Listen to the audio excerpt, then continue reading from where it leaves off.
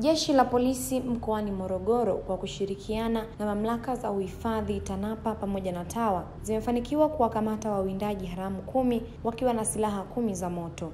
Kwa mujibu wa kamanda wa polisi mkoa wa Morogoro, SACP Alex Mkama, watu hao wamekamatwa kufuatia operation maalum ya kudhibiti ujangili. Kamanda Mkama amewataja waliokamatwa kuwa ni Safari Tamba mwenye umri wa miaka 23, mkulima mkazi wa Tanga; Jacobo Chigage mwenye umri wa miaka 50, mkulima mkazi wa Melela; Matias Ndalu mwenye umri wa miaka 20, mkulima mkazi wa Melela; Hussein Rashid mwenye umri wa miaka 66, mkulima mkazi wa Melela; Athman Matonya mwenye umri wa miaka 48, mkulima mkazi wa Mlandizi; Ismail Mahiyoro mwenye umri wa miaka 75, mkulima mkazi wa Tandika Dar es Salaam; Shaban Kalesela mwenye umri wa miaka 50, mkulima mkazi wa Mkundi; Bakari Nzilie mwenye umri wa miaka 53, mkulima mkazi wa Melela Mlandizi; Abubakari Mashaka mwenye umri wa miaka 55, mkulima mkazi wa Kilombero; na Nestor Mkami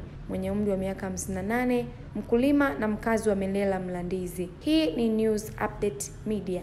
Aidha, niwafahamishe kwamba katika misako yetu inayoendelea tumefanikiwa kuwakamata jumla ya watuhumiwa 10.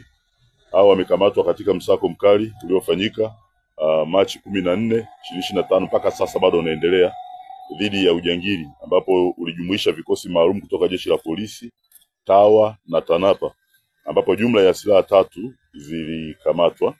Hizi silaha ambazo tusema silaha za moto 3 zilikamatwa wakiwa wanatumia katika uwindaji haramu wa wanyama waliozuiliwa kwenye hifadhi za taifa. Silaha zilizokamatwa ni shotgun 2 na gobole 1 linalotumia risasi za shotgun. Pia zimekamatwa risasi 22, vichwa 6 vya risasi za kienyeji, maganda 9 ya shotgun, vifaa vya kutengenezea risasi 139 na baruti kopo 2 ndogo. Pia vimekamatwa vichwa 2 vya mnyama anaitwa sia au common duiker, miiba 128 ya mnyama nungunungu, upinde 1, mishale 4 na vichwa vya mishale 15. Waliokamatwa kama nilivyosema wako 10 ni Safari Pasco Tamba miaka 23, ni mkulima mkazi wa Tanga; Jacobo Amori Chigange miaka 50, mkulima mkazi wa Melela.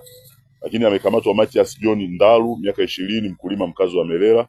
Amekamatwa Hussein Rashidi miaka 66, mkulima mkazi wa Melela. Amekamatwa pia Athman Robert Matonya miaka 48, mkulima na mkazi wa Vianzi Mlandizi. Amekamatwa Ismaili Omari Mahiyoro miaka 75, mkulima mkazi wa Tandika Dar es Salaam. Wengine ni Shabani Mohamed Kalesela miaka 50, huyu mkazi wa Mkundi; Bakari Haruna Nzile miaka 53, Abdukarim Ibrahim Mashaka miaka 55, mkazi wa Kilombero; na Nestor Gabriel Mkami miaka 58, mkulima na mkazi wa Melela Mlandizi. Jeshi la polisi linawashukuru wananchi wote kwa ushirikiano mkubwa wa kutoa taarifa na kufanikiwa kwa kamata watuhumiwa wa matukio yote. Ushirikiano huu uendelee kwa mustakabali wa jamii yetu na taifa kwa ujumla.